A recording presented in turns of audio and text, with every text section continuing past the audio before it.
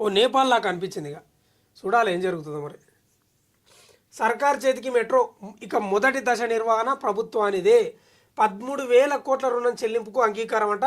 Company వాటా కింద L&T 2,000 కోట్లట. Company ప్రతినిధులతో చర్చలు, ముఖ్యమంత్రి రేవంత్ రెడ్డి సమక్షంలో కుదిరిన ఒప్పందం అంట. ఇక రెండో దశ మెట్రోకు మార్గం సుగమం. హైదరాబాద్ నగర చరిత్రలో మరో అధ్యాయం. ఎల్ఎన్టీతో భాగ్యస్వామ్య ఒప్పందం కుదిరితేనే రెండో దశకు అనుమతిస్తామని కేంద్రం షరతట.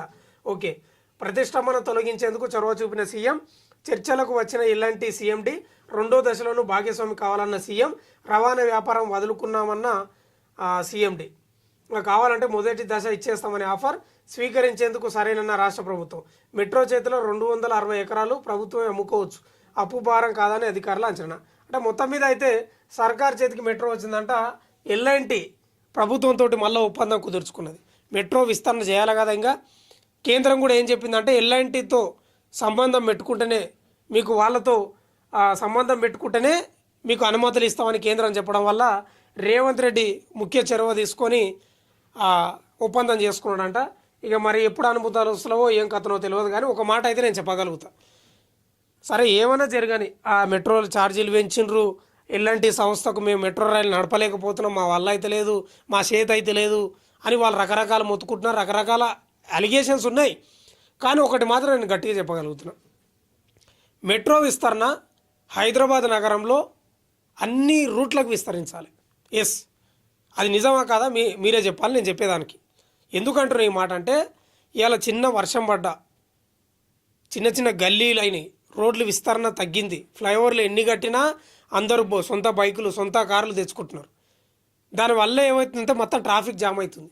అయితే మెట్రో కొన్ని ప్లేస్లకే విస్తరించడం వల్ల ఇక అందరూ సొంత బైకుల మీద కార్ల మీద పోతున్న పరిస్థితి ఉంది. అందుకే హైదరాబాద్ నగరంలో ట్రాఫిక్ జామ్ కాకుండా ప్రజా రవాణా వ్యవస్థను వినియోగించుకోవాలంటే మెట్రో విస్తరణ అద్భుతంగా జరగాలి. అన్ని చోట్లకి జరగాలి. పాత బస్తే కాదు, అన్ని చోట్లకి జరగాలి. ఎక్కడ అవకాశం ఉంటే అక్కడ పోవాలి, చొచ్చుకుపోవాలి. అప్పుడే ట్రాఫిక్ సమస్య ఉండదు, ప్రైవేటు వాహనాలు తగ్గుతాయి, కాలుష్యం కూడా తగ్గుతుంది, పెట్రోల్ కూడా వాడకం తగ్గుతుంది. ఇట్లా రకరకాల ప్రయోజనాలు ఉన్నాయి. కాబట్టి నేను ఏమంటున్నానంటే, ఒప్పందం మంచిగానే చేసుకున్నారు, అయిపోయింది. మీరు పోయి ఎన్నోసార్లు కేంద్రం దగ్గర వినతులు ఇచ్చిండ్రు, అనుమతులు ఏమో ఇంకా రాలేదు. మరి ఇప్పుడు ఇట్లా ఏమైనా ఇస్తారా అయ్యారో తెలియదు. కానీ మొత్తం మీద అయితే మీరు ఇంకేదన్నా పథకానికి ఆపైనా సరే కానీ మెట్రో విస్తరణ చేయండి. హైదరాబాద్ నగరంలో మెట్రో విస్తరణ జరిగితే చాలామందికి లబ్ధి చేకూరుతుంది. చాలామందికి అసలు దానికి మెట్రోకి ఏమంటా ఉంటుంది, చక్కగా పోతూనే ఉంటుంది. కింద మన బస్సులు ఆగినట్లు మామూలుగా ఈ ట్రాఫిక్లో ఆగినట్లు ఉండదు కదా.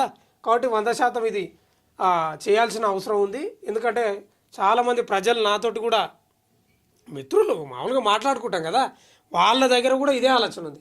మెట్రో విస్తరణ హైదరాబాద్ నగరంలో ఎంత జరిగితే అంత మంచిది, ఎక్కడ పోతే అక్కడ మంచిది.